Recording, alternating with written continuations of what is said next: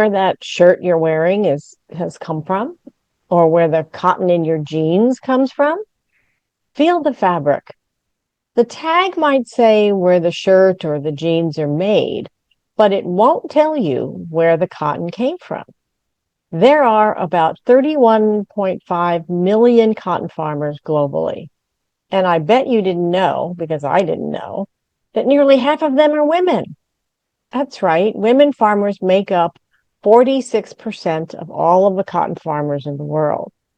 And I'm not talking about the dutiful wife at home cooking meals for her husband and the crew. I'm talking about women actively engaged in the crops cultivation and the running of the farm as a business. Today, we're going to talk to a woman leading an organization of women farmers and training them in environmentally friendly cotton farming. Isn't that cool? So put on your earbuds or turn up the volume, grab a pen and pad or tablet to take notes, and let's find out where the cotton you're wearing comes from and about the women who may be growing it. Welcome to Electric Ladies Podcast. We share stories, insights, tips, and advice from remarkably innovative women working on the front lines of corporate responsibility, energy, sustainability, climate, and ESG-related issues. I'm your host, Joan Michelson. We talk about innovation, leadership, technologies, and careers, always bringing a new perspective.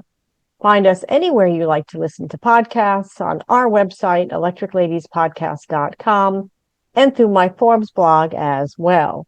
And please pass it on to your friends and leave us a 5-star review if you're so inclined. It helps other people find us. And join us on April 22nd, 2025 in Dallas, Texas for the Earth Day Women's Summit. It's part of the renowned and huge EarthX 2025 event, and we have an amazing all-star lineup, including our guest today, by the way. We're focused on highlighting the unique solutions and perspectives that women bring to this issue, and we'll have a hands-on working session on solutions to the climate crisis. We also have some bells and whistles, which you can find out when you ping me or come. Go to earthx.org, Earth Day Women's Summit, and you'll find more information. This episode is brought to you by Competent Boards, a comprehensive training program for board members and aspiring board members. I'm faculty there, full disclosure, and have the Sustainability and ESG designation certification myself. It gives you the skills, strategic perspective, and confidence needed for today's boardrooms, especially around the kinds of issues we talk about on Electric Ladies Podcast. It's great networking too, by the way. You can find it on competentboards.com. One more thing before we get started. If you are at an inflection point in all this chaos, please reach out to me on LinkedIn or come to the Dallas event on April 22nd, or find me on electricladiespodcast.com and let me know you're a listener and what you're wrestling with. We can help you no matter what industry you're in. Cotton, it's ubiquitous in our lives. It's in everything. Our clothing, pants, shirts, dresses, jackets, jeans, you name it. It's in our bedding, our towels. It's kind of in every aspect of our lives, right? It's 24% of all global textile products. That's insane. But where does it come from and who grew it? We hear about organic cotton, for example, but what does that really mean? Only about 30% of the cotton is considered, quote, sustainable, according to the Textile Exchange. But how can we tell? What does it mean? Let's find out.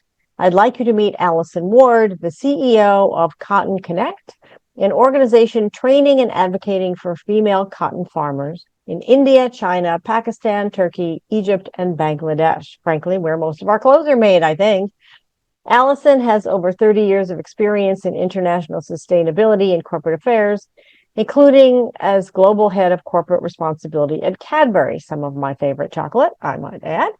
And previously, she worked with Mondelez International and Kraft Foods. Alison is a member of the Sustainable Cotton Steering Committee for Textile Exchange, sat on the Sustainability Advisory Committee for the London Olympic Games, way cool, and has been a coach and mentor to commercial teams at the Ethical Trade Initiative. She's also a Fellow of the Royal Society of Arts, Manufacturers, and Commerce. She earned her bachelor's degree in English from the University of Birmingham, I think it's how it's pronounced, and completed her senior executive program at Ashridge Business School and the Business and Sustainability program at the Cambridge Institute for Sustainable Leadership. I think I need to check out those programs, Alison. So without further ado, please join me in welcoming Alison Ward to Electric Ladies podcast. Welcome, Alison. Thank you for joining me. Thank you. Delighted to be here. And great introduction. Thank you so much, Joan. An inspiration. Oh, you're welcome. You're welcome. So to start our conversation, tell us where and how cotton is traditionally grown and how it typically gets from farm to manufacture. Then we'll talk about your organization and the women. Yes, of course. So at CottonConnect, we work with smallholder farmers. So they've perhaps got 1.5 hectares. So they're really family farms. And cotton is an annual crop. So it's sown every year. So farmers have a choice every year about what they grow. And in India, so we have a big program in India, we tend to find that it's part of other crops. So there may be a local pulse crop that they make their famous dal curries with. They'll probably may have an oxen, or they may have a buffalo that's giving milk for the family, and other livestock around the farm. So it tends to be very much a holistic farm approach. Obviously, in the US and in Australia, we have big family farms, which I'm sure many of your readers might be familiar with. But we typically work with smallholder farmers. And then we see that women are really front and centre to those farms. And that's perhaps what we can talk a little bit more about, all the work that they do. And I think that one thing that has frustrated me, I've been in the cotton sector for over 11 years now, is when I first joined, women weren't even called farmers, but they sow the seed, they pick the cotton, they weed, they sort the cotton out prior to sale, but they still weren't seen as farmers, and that's because they often don't own the land. So there's so little recognition, I think, for women in agriculture, and we see that across commodities, not just cotton, across crops. So we've been really looking at the status of women in these villages to see how we can give them more confidence and really have a say in how their farm is run.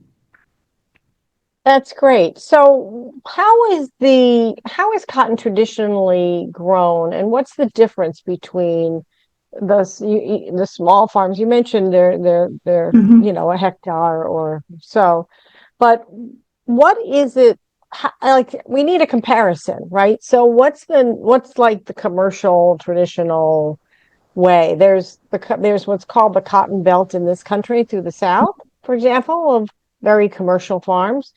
But what is the way that it's normally done so we can compare it in our heads? Yeah, sure.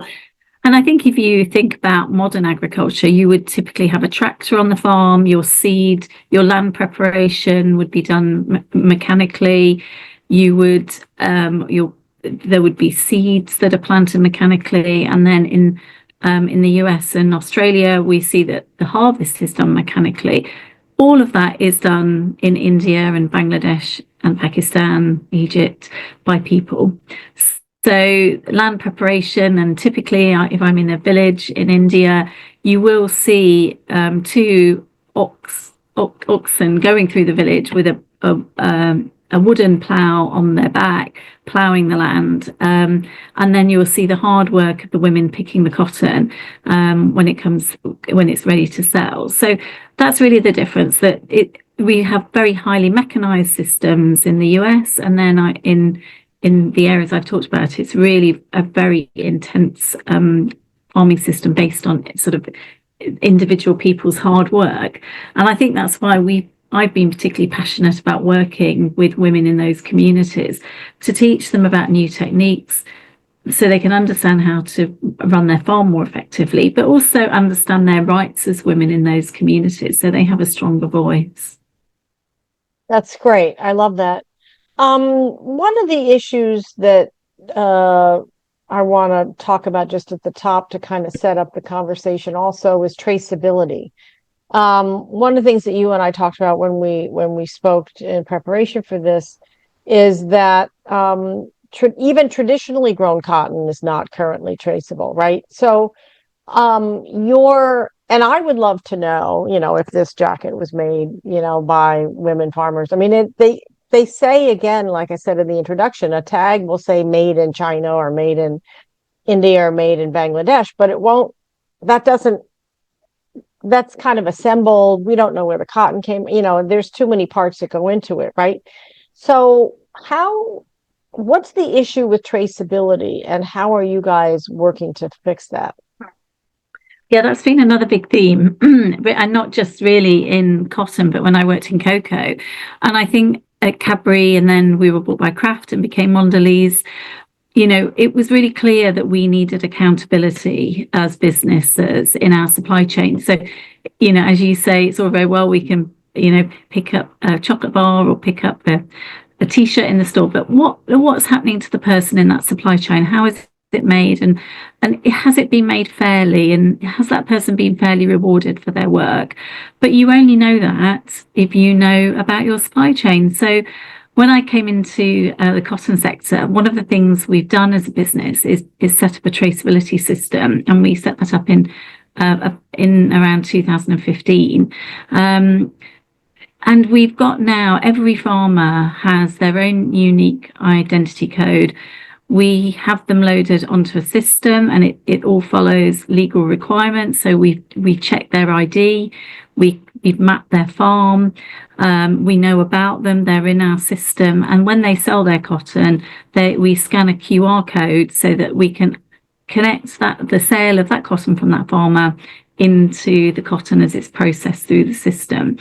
So we've done a lot of work to really improve and I think now we can really bring technology into these very rural communities.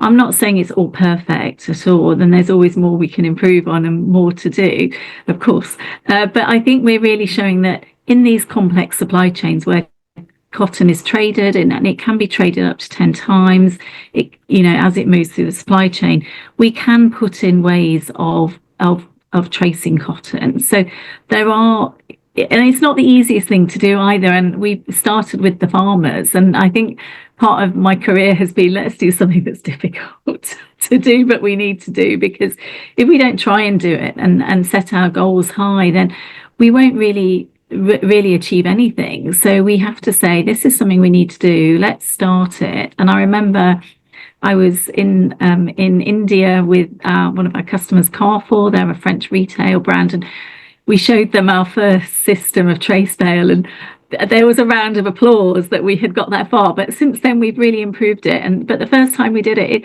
they sort of went with us on that journey of something that was okay, wasn't really quite working, but they stuck with us as we improved it. And you need partners like that, don't you, who say, okay, right, we know what you're trying to do, we know it's not perfect, but let's go on the journey and let's make this better together. And I think that's been a really important piece in the work we do, that let's incrementally improve what's happening, and every step we're nearer to a better supply chain, and that's what's important. That's great. Well, everything that's, there's a saying of, if it's worth doing, it's hard, right? Yes. But this is innovation. I mean, this is what it takes. I mean, when you think out of the box, when you're trying to do something different, you have to crack a few eggs, you have to break some hard-held beliefs, and you have to break down barriers, and kind of that's what you're doing. But I would certainly imagine that the farmers would be thrilled to be able to see where their product is going. But how does that work? I mean, like, this jacket is made of a gazillion little fibers, right? So is it, you said when they sell a parcel, I'll just call it a parcel, but you tell me what the right words are, that they scan a QR code, and then they can trace where that parcel lands, but that assumes that the fibers all kind of stay together. Is that how it works? I mean, I don't, kind of just give us a little bit of the granularity of that, because I'm just trying to imagine, some of these are red, some of these are white, some of these are gray, some of these are blue, some of these are turquoise. Like, how does that work? Yeah, absolutely. So we do expect that, for example, you may not just get a pure cotton garment, it may have some synthetic fibers in it, because we all like a bit of stretch in our jeans, don't we? So what we Or do is silk or whatever. Yeah. yeah, or different mixes of other natural fibers. So we do expect that, and our system is set up to do that. So what we do say is that in order to make a claim on a garment, we have a minimum 50% content of our cotton, and it can be mixed with other fibers. But then what we want to do is make sure we know what else is going into that garment. So we really track that through. So we're sort of pragmatic. We know that as the cotton moves through, so it's picked, it then goes into ginning, where there's a seed in cotton. So on one side you get a seed which becomes made into cotton seed oil, and something called cake, which sounds very delicious, but it's what the animals eat in India. And then the other side you get this fluffy cotton wool, and then that goes into a bale, which are these huge, sort of enormous bales that then go to the next stage into spinning, where you begin to get the yarn. So you begin to get threads, and at that point there's lots of tracking, but we can see that the cotton from that farmer will go into the gin in a heap, and we know that heap will go into that particular bale, and we know that that bale will go into that spinning unit. So that's how we've got the segregation and the flow of the cotton. And then as that yarn it moves into weaving, we then look at how that's mingled, to see whether there's other fibers coming in, or other processes as well. So that's I love that approach. Yeah. Say that again. I said a very pragmatic approach, I think. It is. Thank you for that explanation. That's really, really helpful. And it's fascinating, actually. Why does CottonConnect work only in India, Bangladesh, Turkey, China, Pakistan, and Egypt? So we really focus on the smallholder farmers. Obviously in China, there are bigger farms, and the same in Turkey. We've also looked at where brands really want to understand more about the supply chain. And I think if you're in the US or if you're in Australia, it's quite relatively easy to know your farmers, know your farmer supply base. There are big farms. I've met some, I was in Chicago last week and met some cotton farmers. They are very proud family farms. You know a lot, you can meet the individual farmer quite easily. But these markets we work in, obviously, there are small farmers. They're quite often a long way from cities, or they're in rural communities. So that's where we've been really focusing. And also we're seeing, perhaps if we look at the role of women, there's a much bigger need in terms of the rights of women and their opportunities and education and within cotton farming. Oh, that's good. Okay. That's really, yeah, and we'll get to that in a minute, but yeah, the cultural issues for sure. One of the points, you just issued this fascinating report, 2025 Women in Cotton, and where you address the impact of climate change on these women and on their farms. But one of the points you make in that is that sustainable farming is especially helpful for female farmers. In our upcoming Dallas event, where you're going to join us, thank goodness, we're focusing on women because women are disproportionately affected by climate change, including extreme heat, which is particularly drastic in those countries, right, where you operate. So talk about what CottonConnect's research found about the impact of climate change on female farmers specifically. Yeah, absolutely. And if we talk about extreme heat, and we've seen consistently in India and Bangladesh and Pakistan that we've seen heats, and in degrees C, it's over 50 degrees C, and in Fahrenheit, that's over 122 degrees Fahrenheit. I mean, if you think about, you want to go out and pick your cotton and it's 122 degrees Fahrenheit, women are having to get up earlier, work later. If you've got livestock, perhaps the access to water is further away. So what we're really seeing is that there's this increase in workload for women because they're maybe having to work harder.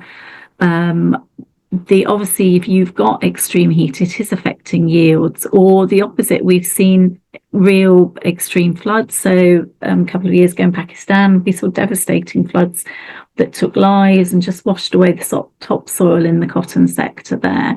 So we're seeing these sort of extreme conditions really having an impact on work, on yields. But I think what our research, and this was through a number of focus groups with women across the markets, was that we're also seeing women finding it more stressful because they know that their farms are having more challenges.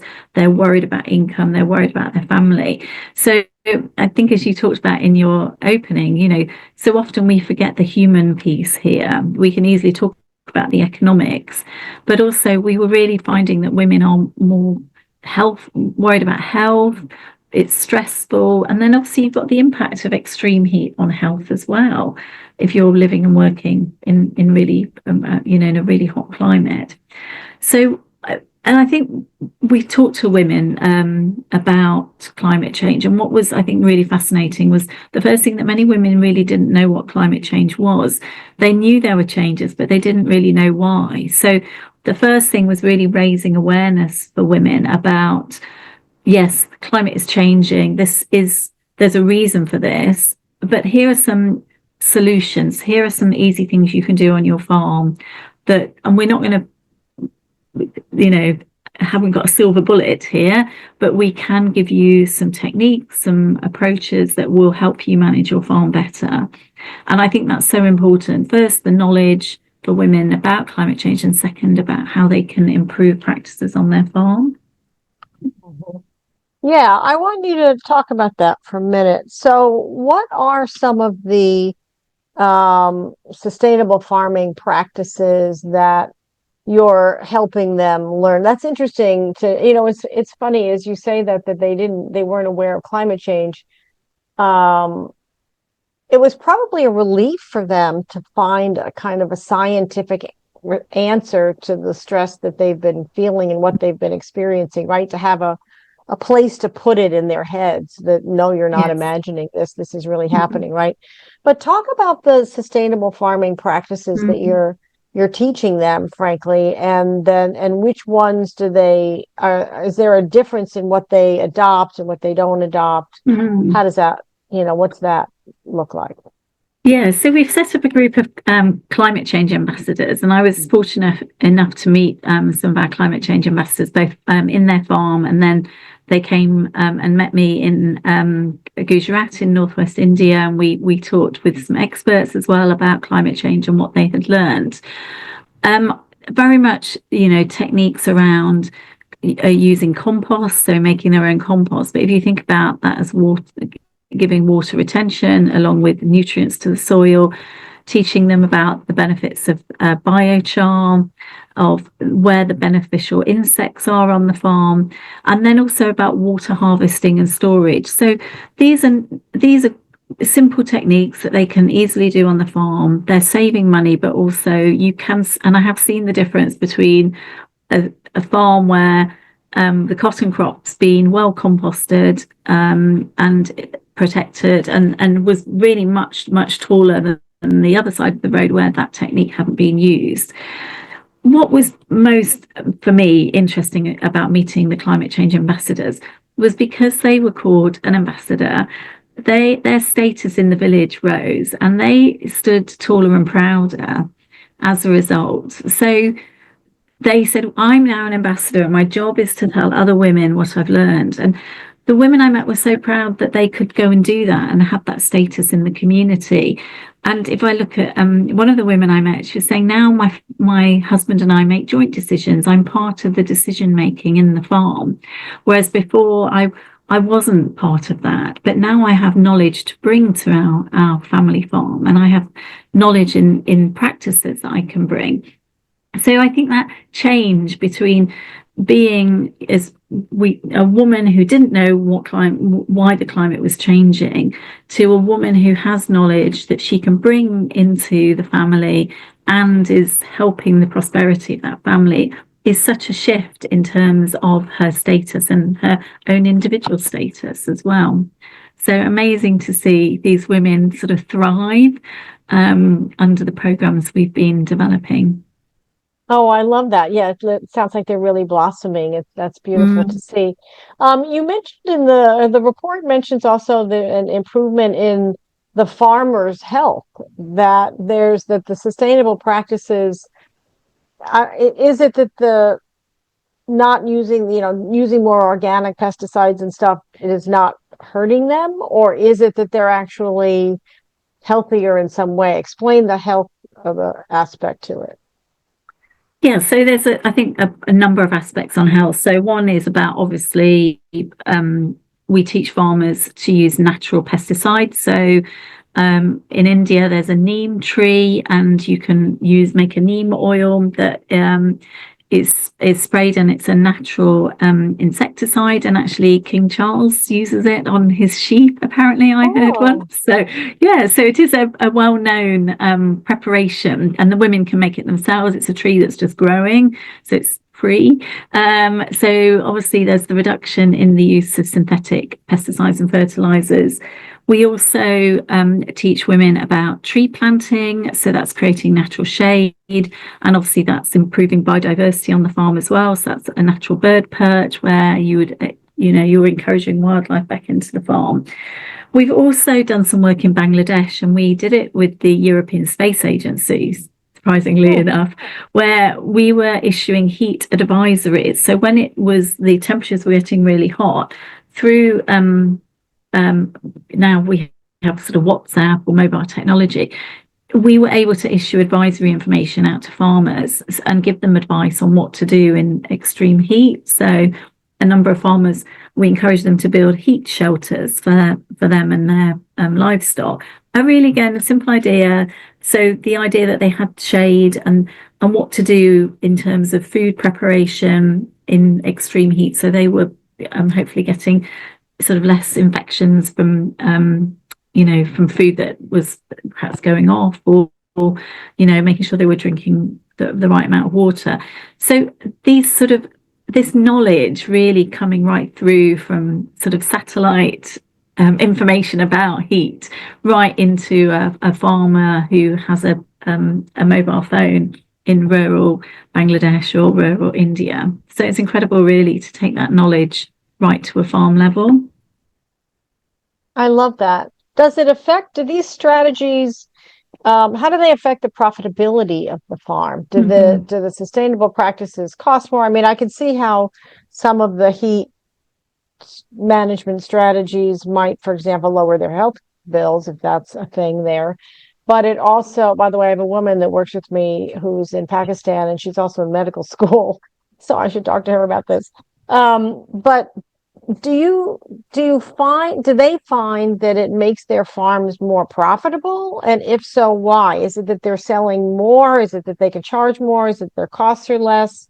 Or is it actually hurting their profitability? I mean, I can't imagine they would keep doing it if it was hurting their profitability. But tell me about the profitability side of this.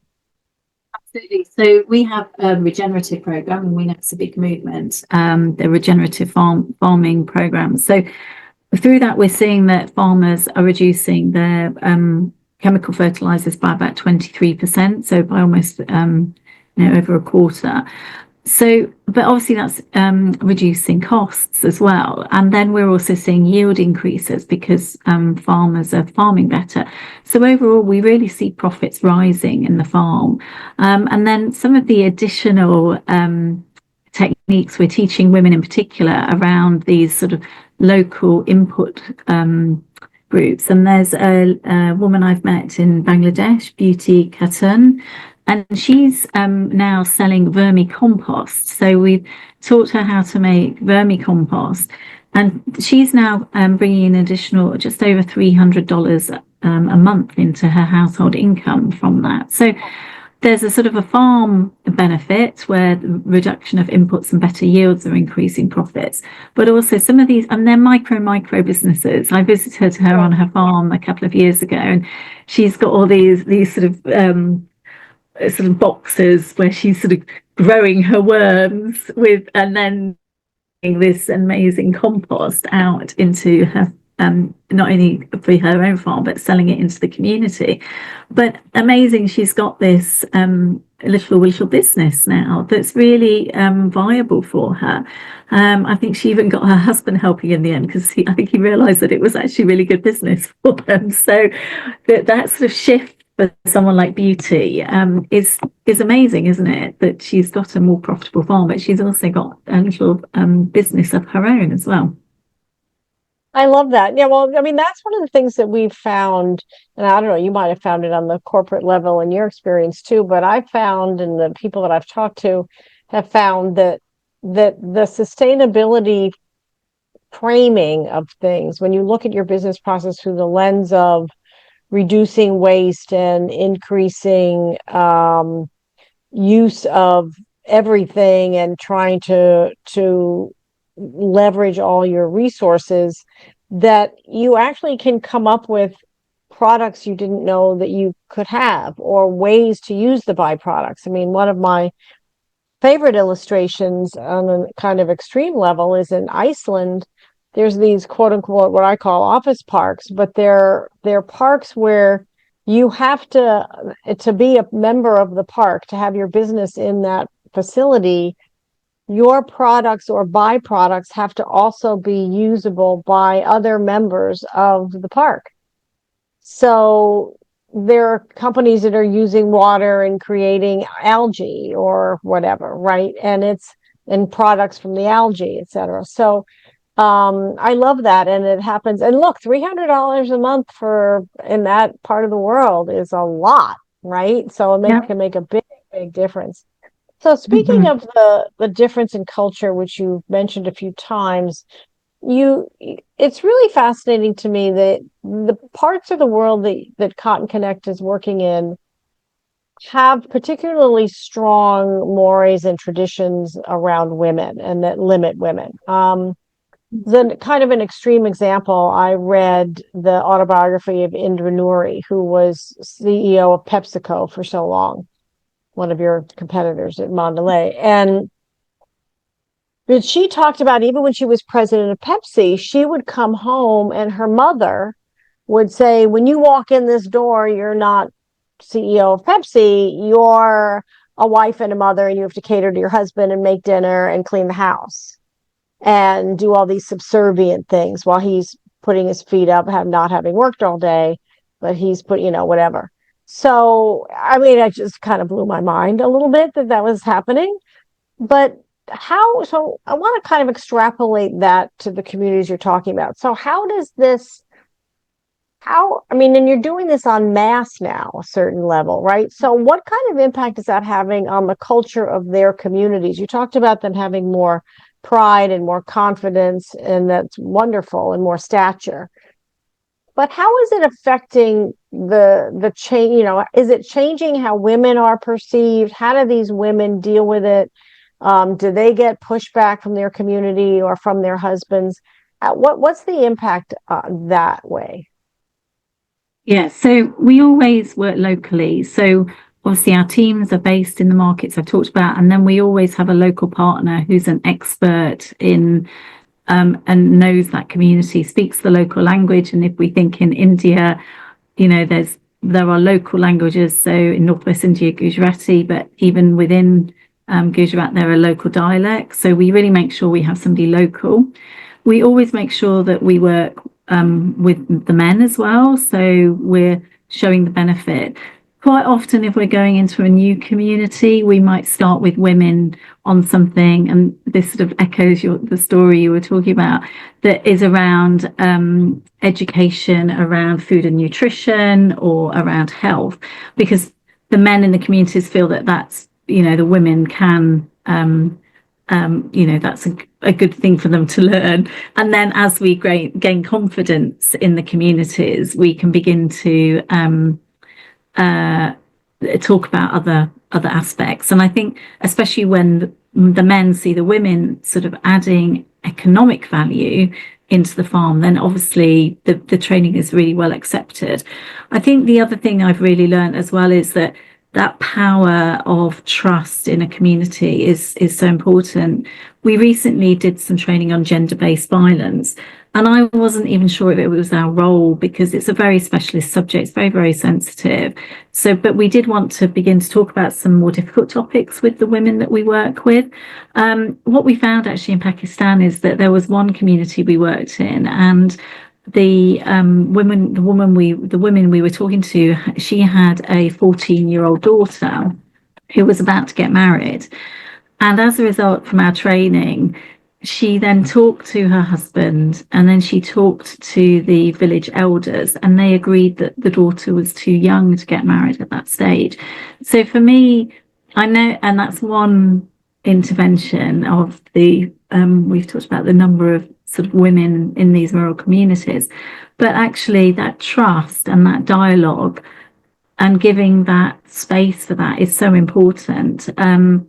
So for me, it just shows the power you have. And I think my philosophy really has been about local experts, local understanding.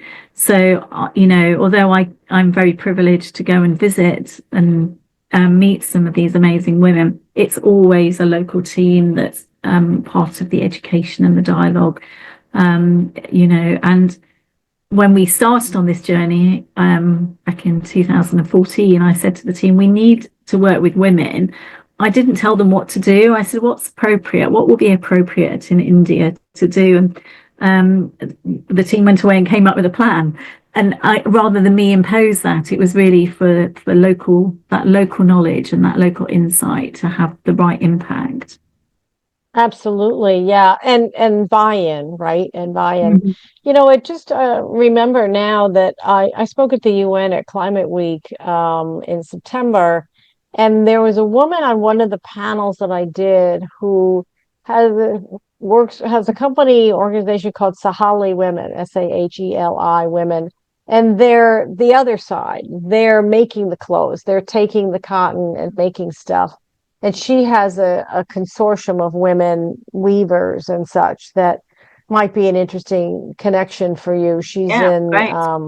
yeah, I think she's either in a small village in India or in Bangladesh, but you can look it up. It's Saheli Women, and we can chat about that as well.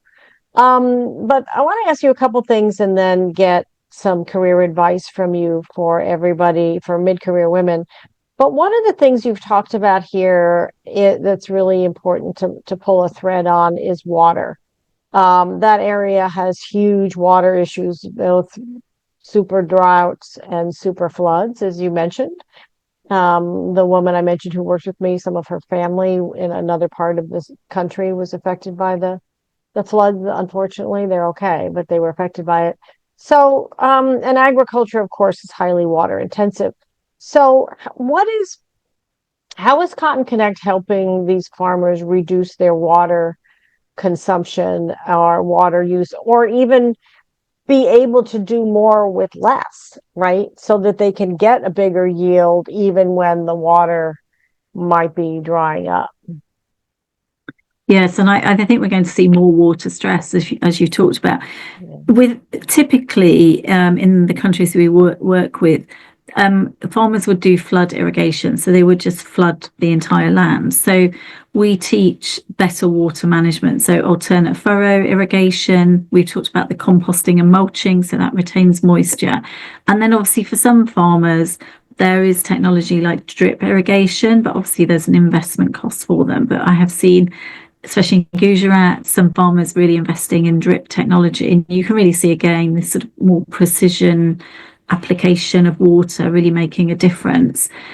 I think as well with the cotton crop, there are some cotton varieties that grow in saline soil. It's not a very premium cotton because it's a shorter length of cotton, and also cotton does have quite a long tap root, so it can survive in more sort of arid conditions. So it's really about looking at those sort of technologies around water, but also thinking about some of the good agricultural practice around how you care for the crop as it grows.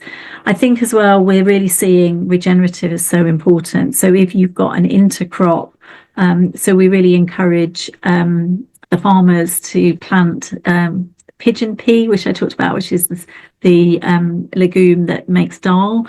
That provides some shade as the crop grows, but also fixes nitrogen in the soil. So again, gives that extra boost to the cotton plant. So all of these techniques really make that farm more sustainable.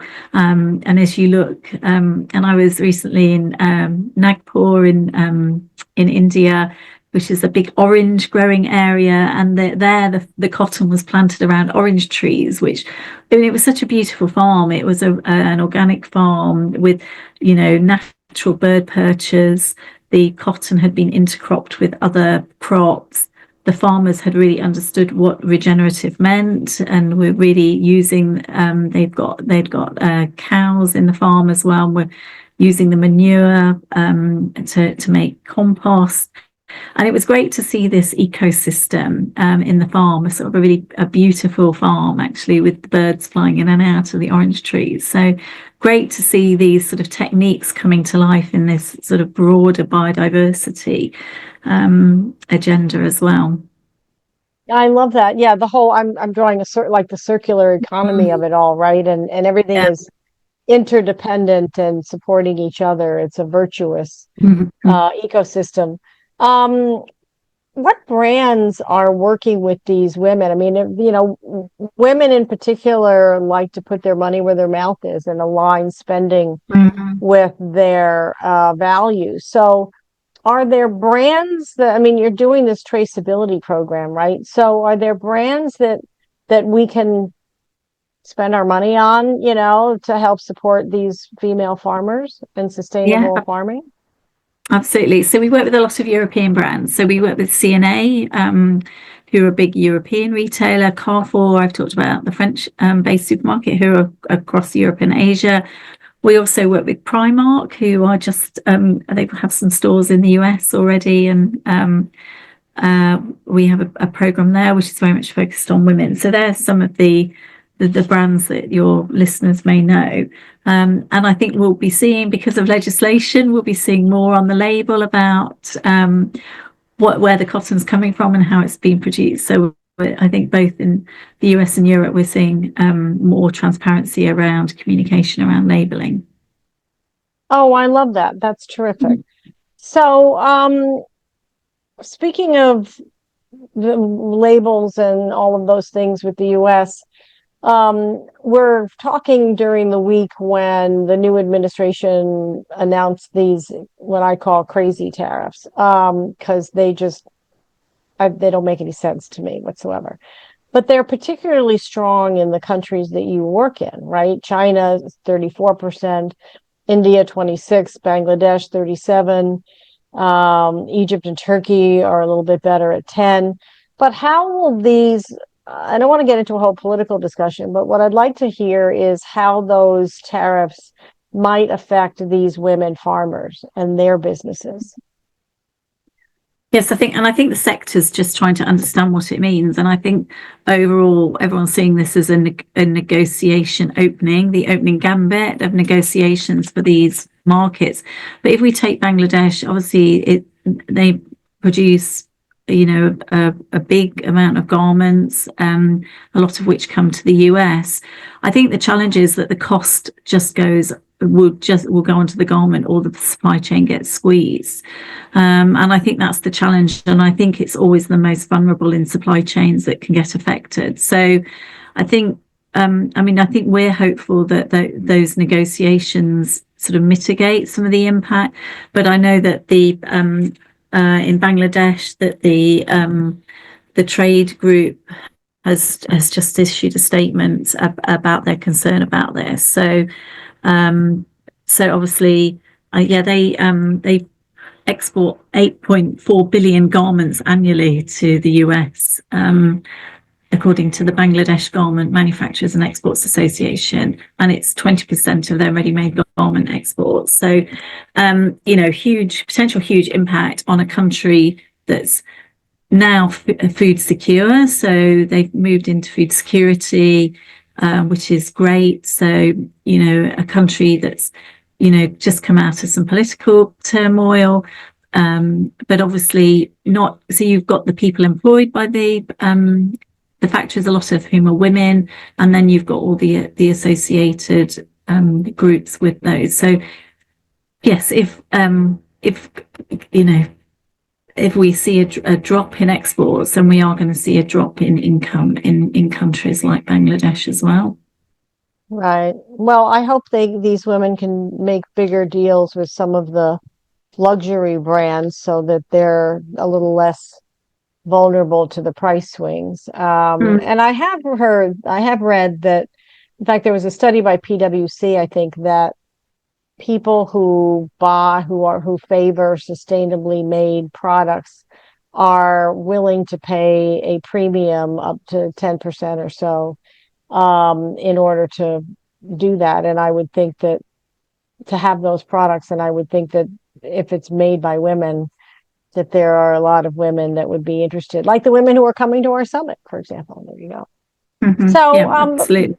yeah, before I let you get back to your life, I like to get career advice for mid-career women. And what I'm thinking Mm. of is a woman who has at least 10, maybe 15 years of experience. She has an education. She knows what she's good at. She wants to advance in her career. She wants to excel. She wants to make more money. And she also wants to make a difference with her life and her work. And she doesn't feel like that should be a trade-off. So, what advice would you give to her? Yes, I mean, I'm really fortunate that I have a job which, is something I'm really passionate about. And I think that's really at the heart of success. And I think for women, who are mid-career, really, if you can combine your passion, something you're passionate about, with something you're good at, and you can make that into a career, then I think that is success. I think for me, I haven't done this alone. I have got a mentor, and I think seeking out mentors or people that will give you advice. And I think for me, I go back to my go back to my business schools. I go back to the Birmingham University Business School quite often and talk to the up and coming students. And really, I think sort of finding other women that will be prepared to sort of give back to help careers. And even in CottonConnect, we have a Women in CottonConnect group where we're really looking at how we can advance women in our organisation. So I think it's about, yes, find something you love and something you're good at. And that passion, I think, really drives through your career. And I think, there are hard economic times. We can see that. And I think it's just, looking at how you keep your personal brand alive. Not everything has to be an enormous career step. When I joined CottonConnect, it was a relatively small organisation, and I've been fortunate to grow it into a much larger organisation. But at the time, it was something I was passionate about. I felt the cotton sector needed more work. And then, I've been fortunate enough with a great team around me and great advisors as well. Yeah, I love that. And it's funny because when I was first asked to start Electric Ladies podcast, um, podcasts were not much of a thing. And it was really a place to put my passion for advancing women, my two passions, the advancing women all the time and the sustainable economy using my broadcasting journalism and curiosity skills as well as my business skills, right? So, and then you never know where it's going to go, right? You just follow the breadcrumbs, and it's never just a straight ladder. It's, Sheryl Sandberg calls it a jungle gym. Everybody's got their own analogy, but I love that that not everything has to be a big career move, and not everything. I think the other side to what you're saying is not everything starts as a big career move, but you never know, right? And there's a risk-taking piece. I mean, when you went to CottonConnect, you were taking a risk. You're leaving a big corporate environment and you're going to this. It's like the risk that I took going to Chrysler's electric vehicle division in Fargo, North Dakota, when I was living here in DC, doing completely, in sustainability, but and having worked in an expertise in communications and marketing, but not electric vehicles and not vehicles, and certainly not in Fargo, right? So you just have to take a leap sometimes. And how did you make that decision? Was it like, what did you weigh? How did you decide that that was the right thing to do? Yeah, I think it was looking at the opportunity, and I'd worked in cocoa quite extensively. I felt that the cocoa sector had got a lot of commitments. Actually, everyone was Nestle, Mars, Mondelez, all had big commitments. And then if I looked at cotton, it was really behind. There had been a really big focus for the sector on factories and pollution from factories. We might remember the green river or the orange river, depending on what colour was being dyed in the factory that day. And I think that there had been this neglected piece of agriculture in cotton. And then when I joined CottonConnect and I saw that the first time I went to a village and met some farmers, there were no women. There were just no women in the meeting. And I was like, where are the women? So I think for me, when I came into the sector, over 11 years ago, I was, wow, there is some work to do here. And I think one of the challenges as a social enterprise, we've really been looking at what the sector needs. So is it accountability through traceability? Is it about respecting different sections in the agriculture? And then what's next? And what should we be doing next as an organisation to really continue to drive the sector forward? I love that. No, that's great. A place where you can really make a difference, right? Mm-hmm. Yeah, absolutely. Yeah, that's great. So, any final thoughts before I let you get back to your day? No, I think it's great, and I've really enjoyed your podcast, so thank you. And I think it's fantastic to hear all the different stories of women through their careers, how they were advancing sustainability. So thank you for sharing all the great stories. And I think, as women, we need to share more, and think about the next generation coming up and how we can give them a hand up as well in their careers as they advance sustainability. So thank you for everything you're doing to do that. Oh, I appreciate that, Alison. Thank you so much. And I look forward to meeting you in Dallas. Yes, That'll be fantastic. great. Thank you. So thank you so much for joining us today on Electric Ladies Podcast, Alison Ward of CottonConnect. And thank you for joining us. And I do hope you join Alison and I at the Earth Day Women's Summit. You can go to earthx.org/Earth Day Women's Summit for more information and put in the code EDWS as in Earth Day Women's Summit. And you'll get a discount as well there. So, do you buy clothing made sustainably? How do you decide? Will you look for cotton grown by female farmers now? If you are asked the store or the where you're buying it from, if they can tell you, post it to us on Twitter and Threads at Joan Michelson. Send us any questions there as well. You may win a complimentary 30-minute coaching session with me. I've met some wonderful people that way. And please do come to our Women's Summit on April 22nd in Dallas. And you can do that you can also find it on our website, electricladiespodcast.com, where you can subscribe to our mailing list to stay abreast of our amazing guests like Alison, our articles, and career advice. I'm Joan Michelson. Thank you for joining us. See you next time.